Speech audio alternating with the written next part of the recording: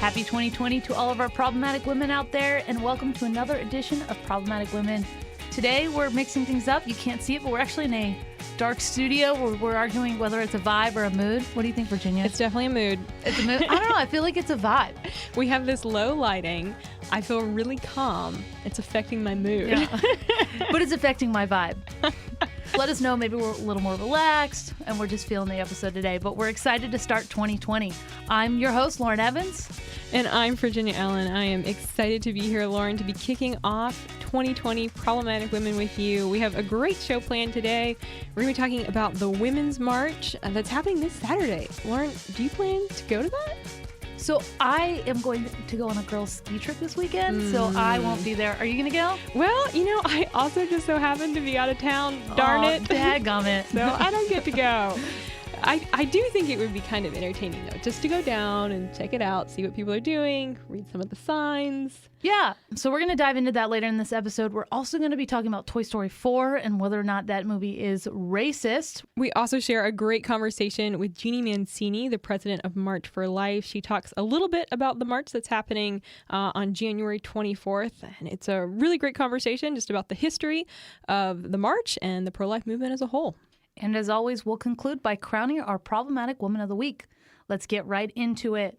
The day after President Trump's 2016 inauguration was a day that will forever live in infamy on this program, the inaugural Women's March. This Saturday, they're holding their 4th annual event, and the ladies are doing things a little differently this year.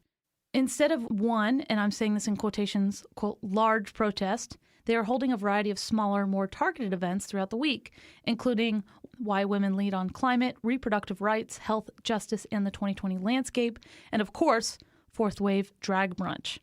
Usually held at the steps of the Lincoln Memorial, this year's march will start and finish near Freedom Plaza around the White House.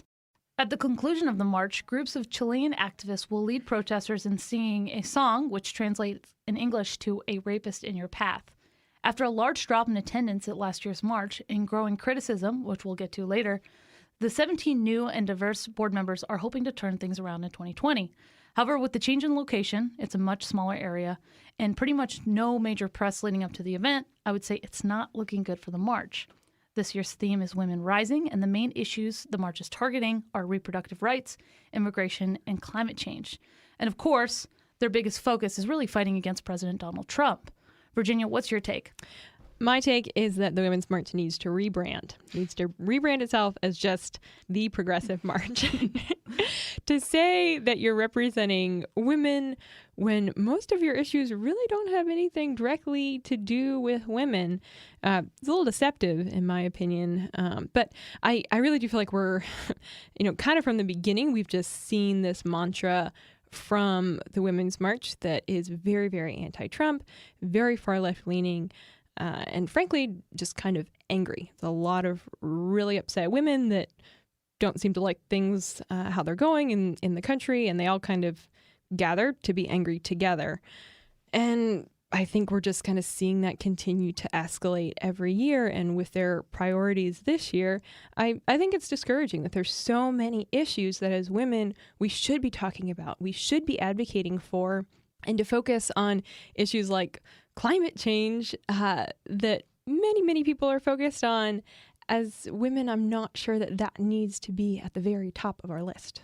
And on the main website of the Women's March, there's this quote that says, quote, "Women have seen serious attacks under our current administration, but have also seen just what we are capable of when we fight together." What are these serious attacks that they're fighting against? I'm not sure. I thought about that. And, as we're going to talk about a little bit later in the show, but jobs numbers are way up for women. They're doing great.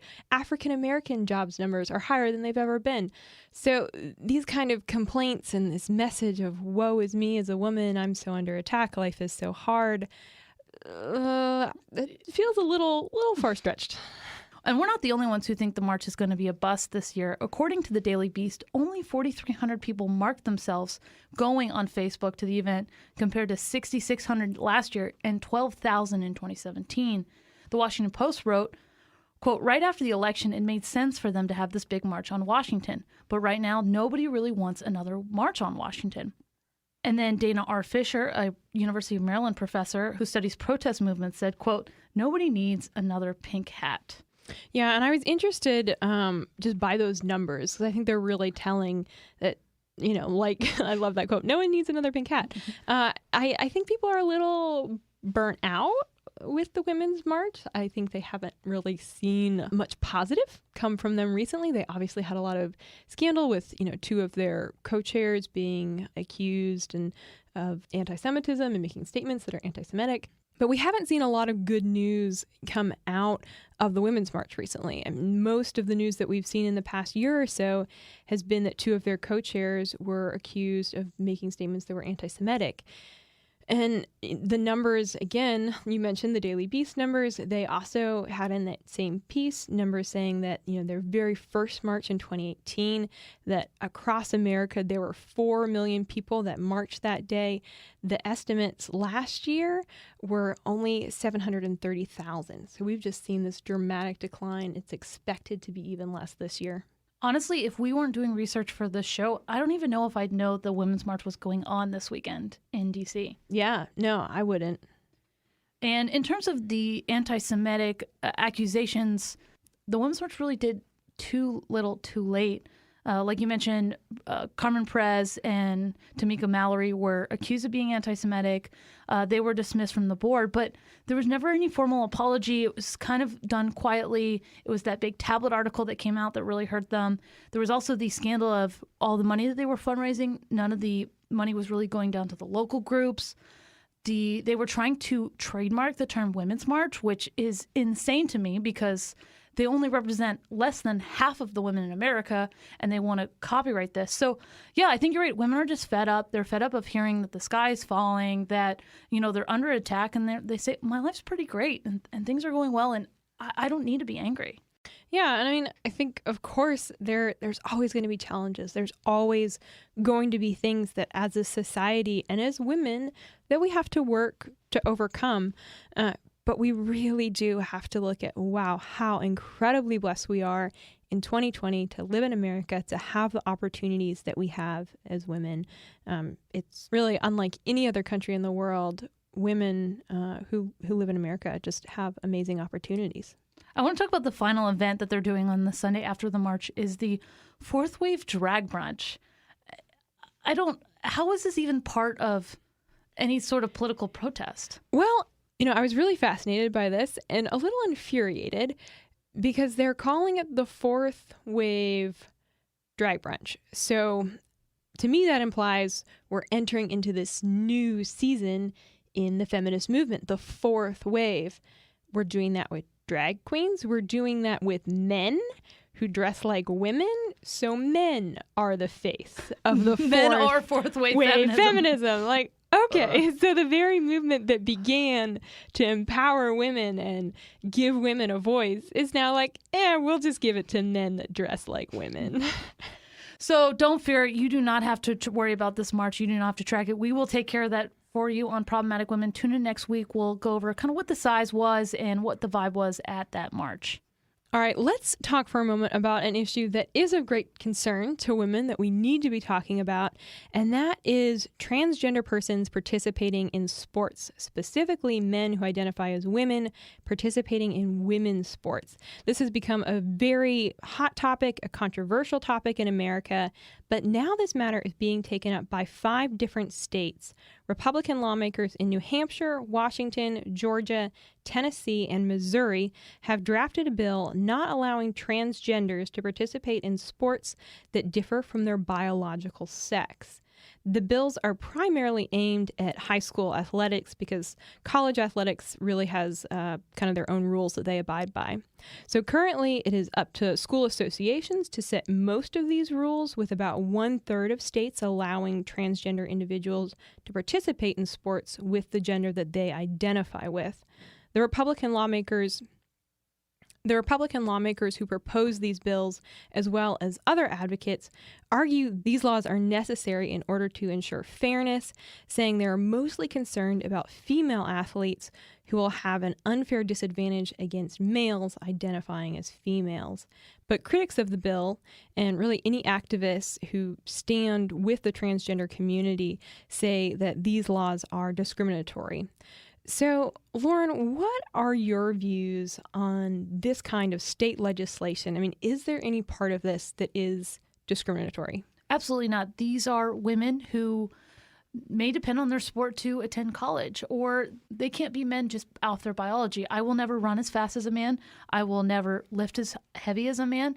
And some of these women work their whole lives to participate in these sports only to become 17 or 18, and then their spot gets taken by a man who identifies as a woman. And this is what our Constitution says, and this is federalism in action. There's a problem, and local governments are going to fight it. Yeah, and Duke Law School did a really, really great study that concluded that there's an average of a 10 to 12% performance gap between elite males and elite female athletes. I mean, that's huge. To automatically, your competition is 10% better than you across the board. That puts you at a huge disadvantage. And I do want to take a second to highlight the Daily Signal did a really, really great documentary last year. Kelsey Bowler, our good friend, produced it along with our multimedia team.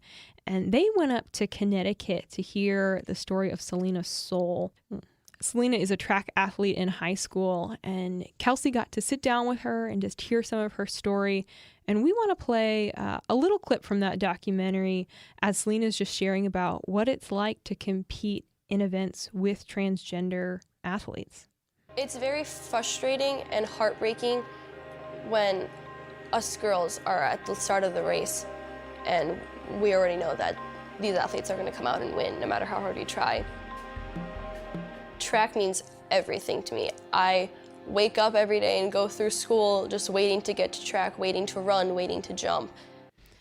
Man, Selena's story, I feel like every time I hear it, it just kind of makes my blood boil because it's an issue that you can see so quickly and rapidly affecting all of women's sports. And as someone who ran track myself, I just can't imagine kind of that feeling of knowing from the beginning of a race, I'm not going to win. Like I can just go ahead and already give up. Just really, really heartbreaking. Lauren, what do you think, though, is really at stake here? It's women's sports in general. If women don't have the space to be able to participate safely and where they don't have a severe disadvantage, I am obsessed with Orange Theory Fitness. I go like 3 to 5 times a week. I lift a lot. I run a lot. A man who doesn't work out could probably lift just as much as me. And I spend hours and hours and hours a week working on this. And you cited the Duke study that men have a 10 to 12% performance gap. And if women aren't given the space to play sports on a level playing field, women aren't going to play sports. You're not going to play a game when the deck is stacked against you. Sports are important to learn teamwork. Sports are a way to college for a lot of folks who don't have the monetary ways or the grades to get there. And it's just one symptom in our society. We're now looking at no sex segregated spaces, no female only locker rooms, and we're looking at really redefining what it is to be a woman. I mean, you hear stories all the time about men having children now, and it's not a man, it's a woman who decided to be a man but kept her uterus and her reproductive system. We have to be okay with the fact that there are differences between men and women, and that not one is better than the other or superior than the other, but that we have different roles, we have different giftings, and we have different abilities. And I think it's come from that place of being so fearful or just so not willing to admit that now we're seeing issues like this arise where it's, people that they're so afraid to say there are physical differences between men and women and men can run faster than women, that, well, they would rather put men in women's sports than actually say that. It's really tragic. And I'll say it again for the folks in the back. You recognizing that there's a difference between men and women does not mean that you hate transgender people. You love society, and we want what's best for society. And pointing out those differences does not mean you're not coming, I'm assuming you're not coming from a hateful place. You're just stating actual scientific fact. Absolutely. Yeah. No, we're all created equal. We're all loved by our creator.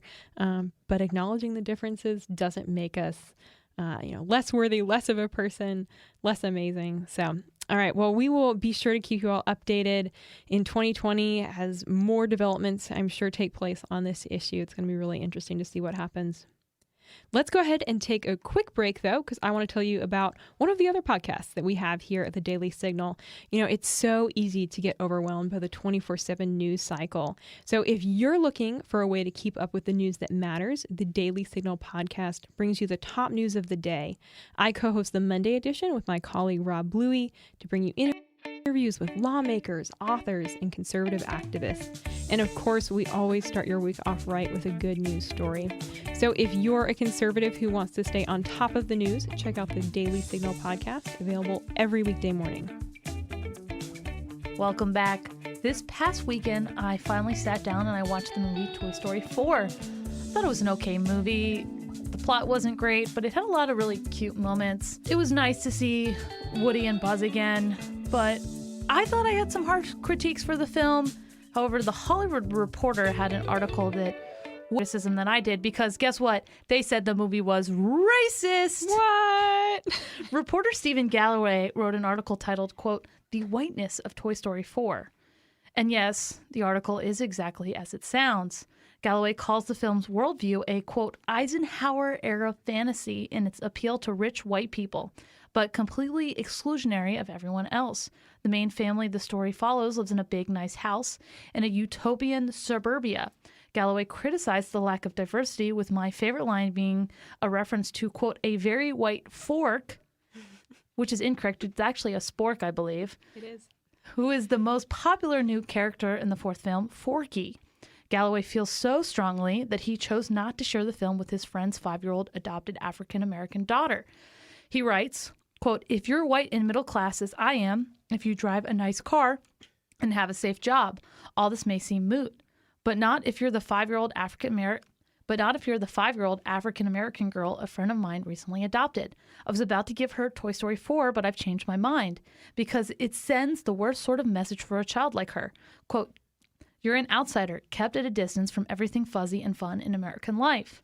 How terrible is that, Virginia? This guy is literally telling this child that she can't enjoy Toy Story 4, a movie about toys. Well, and I kind of wonder, like, okay, what part of American life does he feel like this little African-American girl can't take part in? Like the part where the family goes on vacation, or they go to carnival and they go camping? Like, what is the, like, whites only sticker that he somehow sees that is plastered over this movie? Like, okay, yes, the characters are white. There's also a lot of other characters in the film, most of which are toys, who are like a green dinosaur and a potato head. Like, the main characters of this film are not human. And I really came to the conclusion with this article that I think we see what we're looking for. And if you have your racist glasses on, and if you're always looking for, okay, how is this discriminatory? How is this racist? You're always going to be able to find something. Yeah. And to your point, this is a children's movie. This is not a commentary on American society. These are toys getting in an adventure.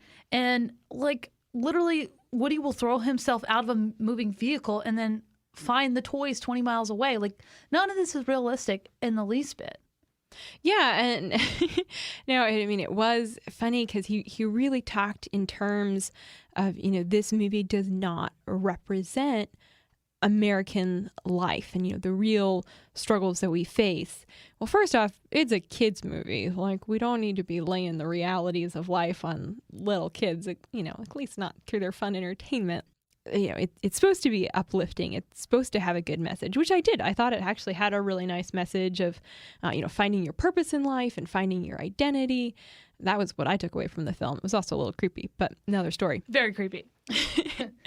But I think we have to recognize with so many animated films, it's not realistic. Like, it's all of these fantasy worlds, and that's why we love these movies, because it is a fantasy, and we get to kind of disappear from our own reality for a second, and we get to go live in another one. Virginia, I have bad news. What's the bad news? This movie wasn't just racist, it was also sexist. Further criticism by feminist writer Stella Duffy said the film was disableist and misogynist in an interview with the BBC. She said, quote, "Okay, let's talk about the white feminism on display there. Oh, look, Bo Peep's a feminist. No, she's not. She's still going to fall in love. She's still going to have the happily ever after. That's not feminism. It's a woman who kicks off her skirt to reveal bloomers, had a couple of thoughts, and does some high-wire acts. And it's disableist. It covers all bases. It looks good, but Disney is supposed to look good. There has to be content to the story, too." So for a little bit of background, Bo Peep was rebranded to be less of a supporting actress and more of a main character. She helps Woody and kind of really takes on her own. I don't know what she's getting with that Bo Peep can't be a feminist because she falls in love at the end. Yeah, I mean, that essentially seems to be what she's saying, is you can't be a feminist and also want to get married, which is really, offensive in some ways. Like, really? You can't have your happily ever after and be a feminist. You have to be miserable. You have to live alone for the rest of your life.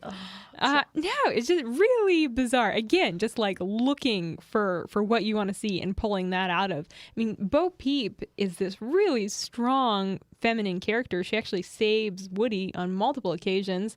She's the one that kind of leads him on this long journey. Don't want to give away any spoilers if you haven't seen it. She always has the plan. She always has the plan. She's the leader in multiple situations throughout the film.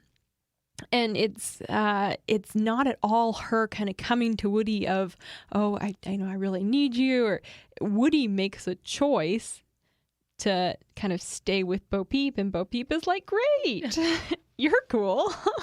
Yeah, it's crazy. The left can't enjoy one single thing. Like, they can't enjoy a kid's movie. So the movie isn't on Disney Plus or any streaming places. I think Virginia, I paid a couple bucks to watch it. I would recommend to wait till it comes out somewhere you can watch it for free. And it's a kind of a feel-good thing you can do one afternoon. Yeah, Toy Story 2 is still my favorite, but you know. All right, we're going to take a quick break, but when we come back, we will be joined by Jeannie Mancini, what a great name, the president of March for Life. Stay tuned. If you're tired of high taxes, fewer healthcare choices, and bigger government, it's time to partner with the most impactful conservative organization in America. We're the Heritage Foundation, and we're committed to solving the issues America faces. Together, we'll fight back against the rising tide of homegrown socialism, and we'll fight for conservative solutions that are making families more free and more prosperous. But we can't do it without you. Please join us at heritage.org. I am joined by the president of March for Life, Jeannie Mancini. Jeannie, thank you so much for being with me today. Well, thanks so much for having me, Virginia. Now, March for Life began in January of 1974, 1 year after the passage of Roe versus Wade. And, March for Life really started out just as this small, peaceful demonstration, but it quickly grew into the world's largest pro-life event. The 2020 March is taking place on January 24th in Washington, D.C. Can you share with us what the theme is that you all chose for this year's March? I'd love to. And if it's okay, I'll just give a little bit of backdrop that every year we do a lot of, thinking and discerning about the appropriate theme, because with the March for Life being the only place where all of the different pro-life groups come together annually, it's an awesome springboard to message essentially about what we think are the, most cutting edge, most pressing issues in building a culture of life. And so themes in past years have included adoption, a noble decision. Another year, in fact, last year, we had pro-life as pro-science and really delved into the science behind embryology and some of the wonderful neonatal surgeries available, et cetera. So this year, our theme is Life Empowers, Pro-Life is Pro-Woman. And of course, this is the year where we celebrate the centennial anniversary of the 19th Amendment, which created a woman's right to vote. And so it's a great opportunity to go back and to look at the suffragists, the early feminists, the early female leaders who recognized the inherent dignity of women and the inherent dignity of the unborn were not at odds with each other, and they had a really good understanding about that. And so we're having a lot of fun with this theme, and we're excited to be able to talk about that more next week. Absolutely. Now, who is speaking at this year's march? We've got a great lineup, and stay tuned because there are more announcements to be made even tomorrow. So legislatively, we will welcome to the stage Representative Chris Smith, as well as state senator as of yesterday, Katrina Jackson. So Chris Smith is very well known. He's from New Jersey and just a stalwart on our issues. Katrina Jackson as well is very interesting because she's one of the few pro-life Democrats. And in particular, we're so interested to have her this year because she was the author of the bill in Louisiana related to abortion clinic regulations that then became a law and now will go before the Supreme Court in March. And so it'll be very interesting to hear from Senator Jackson. So those are some of our legislative speakers, and there's a few more to be announced there. We have Claire Colwell and Melissa Oden. They both have these incredibly inspiring stories. They both survived abortion, essentially, and their lives are such witnesses, and so they're going to share their stories. And, of course, we'll link that very much to the Born Alive discharge petition in the House right now. We've got Jim Daly from Focus on the Family, Marjorie Dannenfelser, head of Susan B. Anthony List, a good year for Marjorie to speak with the theme. Another wonderful woman, she's a pro-life leader in New Mexico, Elisa Martinez. We also have a local pastor, David Platt, from McLean Bible Church, a very well-known church here in the D.C. area, and he will be doing our closing prayer. And like I said, we've got a few more announcements, and I should say our favorite speaker, at least when we do our surveys after the March for Life, is almost always the young person that speaks because, of course, by and large, the participants in the March for Life are young people. And so our one specific designated young person who's speaking this year is Catalina Scheider Galinanes, and she is from Oakcrest, a school in Vienna, Virginia, and she's going to speak about why she's pro-life. Wow, so many amazing speakers. I really look forward myself to hearing many of them at the event on the 24th. Now, people come to March for Life in Washington, D.C. from states all across America. What is that message or motivation that you are really hoping that marchers will take with them back to their home states and their communities? The March for Life is very interesting in that it's a place to come and witness and testify to the beautiful inherent dignity of the unborn person. And yet, ironically, for those of us who participate in the march every year, it's an opportunity for our own hearts and minds to be changed even more about this issue. And so I'll just give you a quick example of that and then I know I'm kind of backing my way into the answer here, but I had a family member come and participate from out west last year, and it was the first time he had come, and he's always been pro-life, but it was quite a sacrifice to come. He and his wife and one of his children came and had a really beautiful time. I think it really was just his eyes were opened to the significance of the issue, and perhaps his heart was changed even more in the direction of life. And while he has a very busy schedule, and last year was having kind of I guess you could say a break from work for a few months as he was changing to a new job, this year he's again coming because he realized how important it is, and it's like his own experience was changed, and then he wants to do more in his local community. So what I would say is that the March for Life, while it's a moment to testify and to give witness in the public square about the unborn, it also changes our own hearts, and our deepest hope as those of us who pull this event together is that marchers go back home and make a difference in their local community, because if it's just, one day that we're coming together and a really motivating and exciting day, then we're not doing our job. So the job is really, recognizing that we each have a role to play in building a culture of life, and to do that in the area where we are planted. And speaking of working in that area where you're planted, you all have also launched a number of marches across America in different cities. Why did you feel that it was important to not just have the national march, but also to have marches in states across America? Well, a few years ago, as a pro-life organization in D.C., we found that we were being tapped to do all things. And there was a bit of, I would describe, mission creep even within the organization. Not terribly so, but it allowed for some reflection after some time. I think we were all a little bit burned out, and it gave us an opportunity to really, look interiorly as well as, look up to God and really think about, why was the march created and what do we bring to the pro-life movement and to building a culture of life that no other pro-life group brings. And so what can we do better and more of to end abortion, to change hearts and minds so that abortion is unthinkable in our country. And simultaneously, if you were to ask us, what is the single thing that you get the most calls about or the most questions about, it was to help groups start marches in their states and in their local areas. And we didn't really have the bandwidth to do that well. I mean, we had sort of a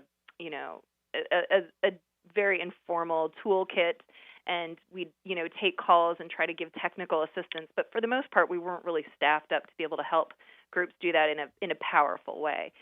So all of that led to a lot of soul searching and deep discernment with the board, and we decided to try as a beta test a state march program. And so our first state march was in Virginia last year, and it was in April, and we brought out over 7,000 people for it, and we're the lead story on the Richmond Times-Dispatch, which is the local Richmond paper, and I just for so many reasons it was a huge success, and we didn't quite anticipate that it would be as big of a success as it was. So this year we'll have a second march in Virginia on February 13th.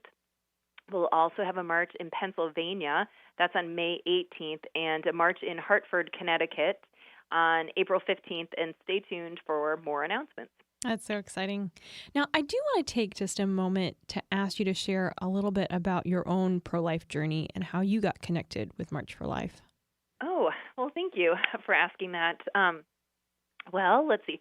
I grew up in a Catholic family, and social justice and just understanding human dignity was something that was ingrained in my understanding of life and the most important things of life at a very early stage. And I came, I was one of five, so we loved life, my family, and definitely lived in a way that was very respectful of life.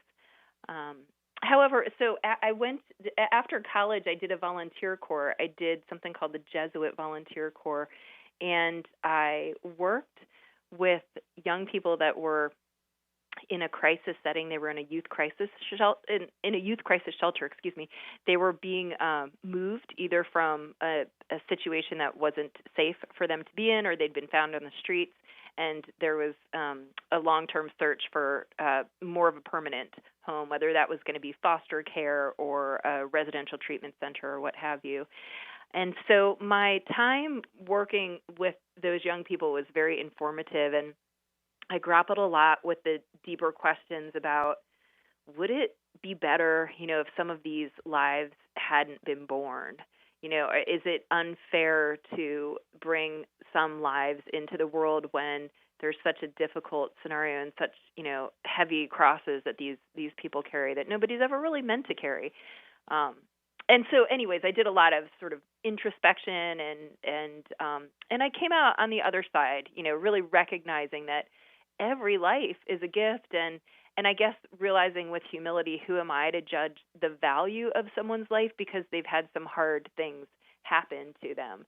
And so, and then along the way, I've had different experiences, obviously, in life. I mean, for certain, one experience that's really been, I guess it weighs heavily on my heart is two people very close to me when I was in college decided to have an abortion, and they didn't tell me before, they told me after. And in some cases, it was a long time after.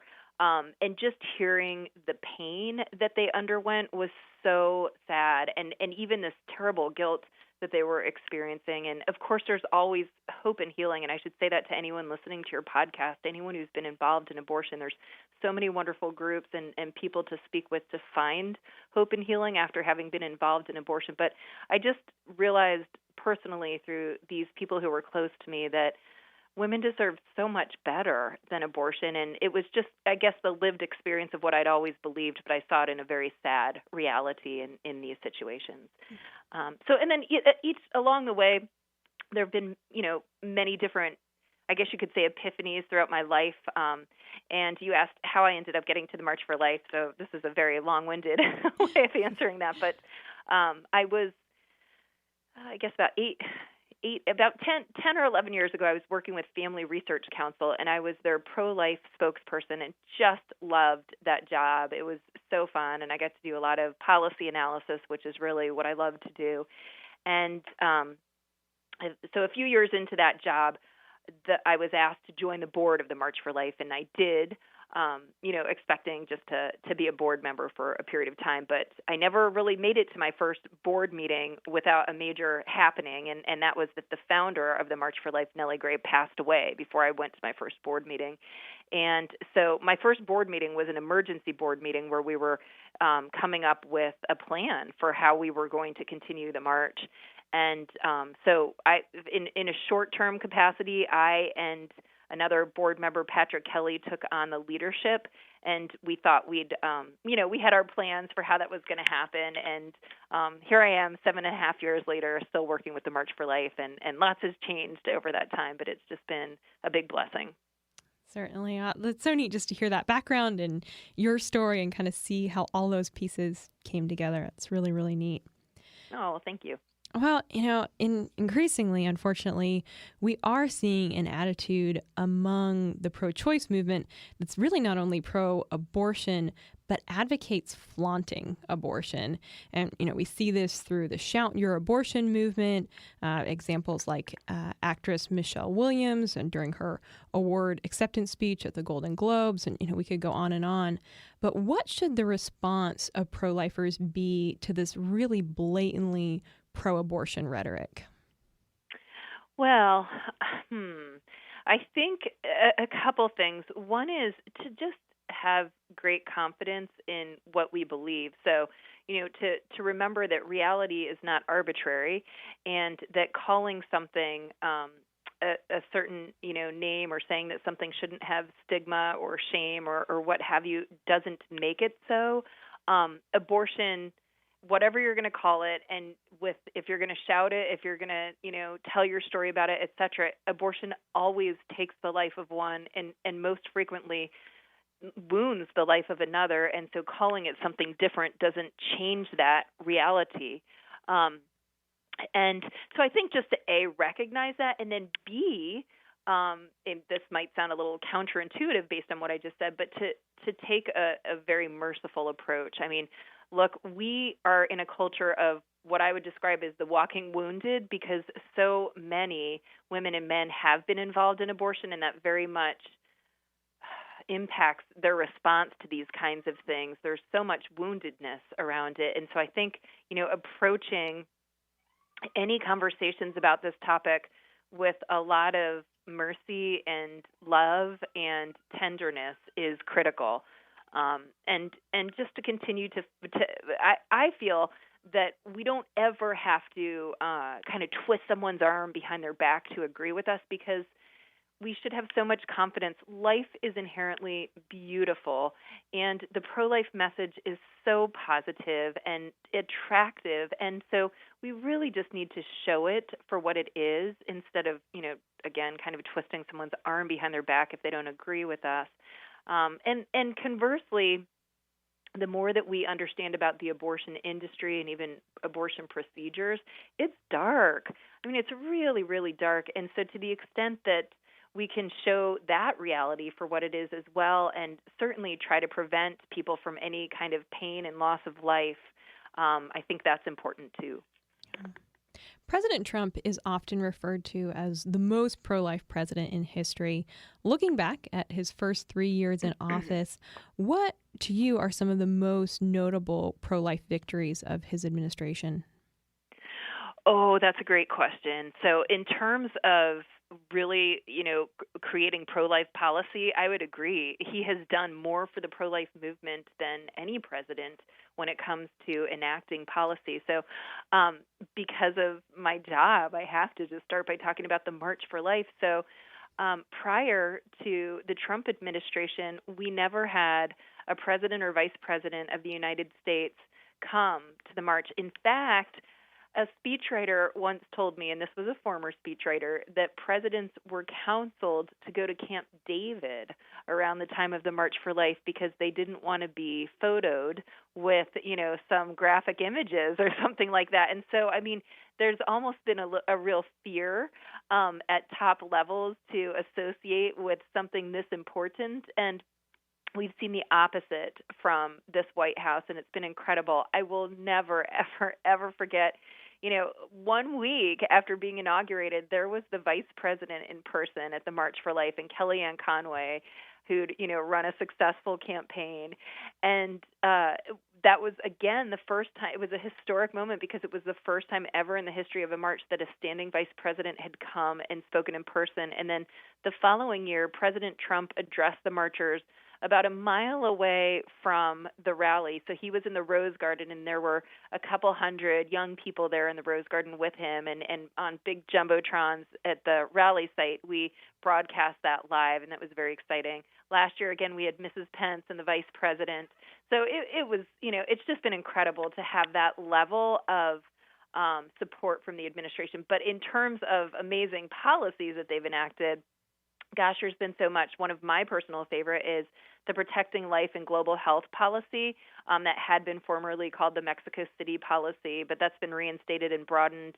Another favorite, of course, would be the Supreme Court appointments, nominations and confirmations of both Justice Gorsuch and Kavanaugh, and then all of the excellent judicial nominations, at the appeals court and the district courts. I think there have been over 218 of those. I don't have the number right in front of me, but it's high. Returning Title X funding decisions to the state, launching an investigation into Planned Parenthood. There's again and again, there have been so many really, really great things. Yeah. Well, and just earlier this month, over 200 members of Congress signed an amicus brief asking the Supreme Court to reconsider Roe versus Wade. And, of course, like you mentioned, we've seen, all of these great new policies and legislation come out of the Trump administration. We've also, though in 2019, did see some really devastating pro-choice legislation push forward. So what do you think we can expect in 2020? Oh, it's a great question. I think that some of the things that we need to think about are, first of all, the election. And the March for Life doesn't endorse candidates, but we do educate. And I think that elections matter. I know, having worked in the office of the secretary at HHS and seeing all of the policies change. I was there during the Bush administration and then in the beginning of the Obama administration. I just have to say the pro-life vote makes such a difference. So elections matter, and to prepare well for the election ahead because it's going to be a big year. That's one thing. And then I know that something that we are very much focusing on at the March for Life this year is the Born Alive discharge petition and just the Born Alive truth. So you mentioned that there have been so many extreme laws enacted at the state. So, of course, Illinois now passed the Reproductive Act, which makes it the sort of the most pro-abortion state in our country. New York, of course, did last year. Vermont passed another similar law. So, essentially, it's just so critical that we're aware of these kinds of things and that we do as much as we possibly can to message on the truth about things like the Born Alive discharge petition or Born Alive bills at the level of the state, fight the ERA, et cetera, et cetera. So in some ways, you ask the question, and it's a little hard to know. So the elections are in front of us. We have a mixed Senate and House, so it's hard to pass the federal legislation right now.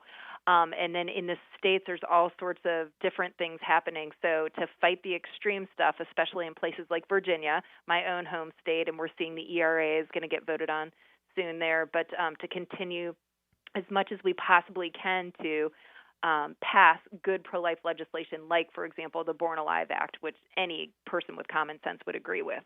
Yeah. And you recently co-authored a commentary for the Daily Signal titled "Early Feminists Were Right About Unborn Human Life."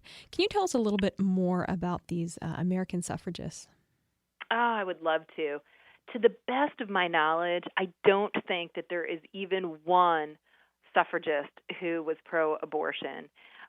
So we've got some fantastic quotes from, for example, Alice Paul, who called abortion the ultimate exploitation of women. Elizabeth Cady Stanton was very strong in her views on this. Of course, Susan B. Anthony, et cetera. But these early female pioneers again knew that a woman's capacity for fertility and motherhood wasn't a liability, but that it was a beautiful thing. I think they saw men and women as being equal in dignity but different, not having to do away with the part of them that can make them mothers. So it's wonderful to look back and to see sort of this first wave of feminists and where they were coming from and their understanding of these kinds of issues, and then to see sort of where things are today and how far we've gotten from that. And for any of your listeners who have an interest in that, I cannot highly recommend enough coming to our conference the day before the March for Life. So our keynote is one of my favorite speakers, especially on this topic, Erica Bakioki. She's a pro-life feminist and a legal scholar at the Ethics and Public Policy Center, and she's got so much to say about this, and herself has a tremendous testimony and story of coming from a more pro-abortion feminist perspective to where she is today. And then we have just a stellar lineup of panelists, very much speaking to different nuances about this. So Sue Ellen Browder will be speaking. She's an author. She wrote a wonderful book called Subverted. Now she's got a book coming out called Sex and the Catholic Feminist, and she's essentially going to go into this question that you just asked me, what the early suffragists said, and a history of that. She'll read quotes and papers, etc. We also have Christina Francis, OBGYN, who's the chairman of the board of APLOG, the American Association of Pro-Life OBGYNs, and she's going to talk about the consequences of abortion and especially the physiological consequences. We also have Mary McCluskey, who works with Project Rachel Ministry, helping women and men who regret having been involved in abortion. And then Brandy Swindell, who's the founder and CEO of Stanton Healthcare, named after Elizabeth Cady Stanton, of course, an early suffragist. So I highly recommend coming and hearing about our theme. And how can our listeners find out more about the march that's happening in D.C. and then the state marches that are going to be taking place throughout this year? Well, follow us on all of our different mediums on social media, and check us out particularly on our website at marchforlife.org. And you can count down the hours, like you mentioned, Virginia, right at the beginning. Yeah. Thank you so much, Jeannie. We just really appreciate your time. Oh, thanks for having me. It's been a pleasure. Do conversations about the Supreme Court leave you scratching your head? If you want to understand what's happening at the court, subscribe to SCOTUS 101, a Heritage Foundation podcast breaking down the cases, personalities, and gossip at the Supreme Court. The Great Recession. And what a great way to start a brand new decade. Congratulations and nice job to all of our problematic women working out there who continue to demonstrate the strides that women have made in the workforce. So, Lauren, why do you think that this is so significant for us to see this continual growth for women in the workforce? So to start, a rising tide raises all boats. So when women do better, society does better. But also, we're only 100 years from women getting the right to vote. We are less than 50 years away from women being fired for being pregnant. So on the show, we want to make sure that we make it clear that we think women who stay home that is a great career, but also women should have the right to go out in the workforce. And I think this shows that our economy is strong and that women are being empowered more than ever to go out and find a career. No, it's just so encouraging to see that that the opportunities that once were really only open to men are now 100% open to women, and that women are empowered to seek after those career goals that they have. And like you said, Lauren, obviously we want to champion those women that decide to stay home. And if that's what you feel like you need to be doing and what you're called to, we applaud that. But we also just want to say well done to women that have kind of continued to push the limits and to see jobs that they want and to go after it. Do you think this is one of the serious attacks that women are under from the Women's March? Definitely. Yeah. It's so threatening. The jobs that we have. There's too many jobs. Too many options. Maybe that's the attack. It's too much winning. Such a burden. All right. With that, we are going to close this week's edition of Problematic Women.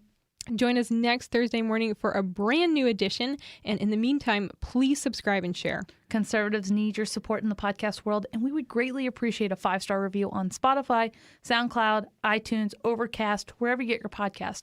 It really does make a difference. Have a great rest of your week.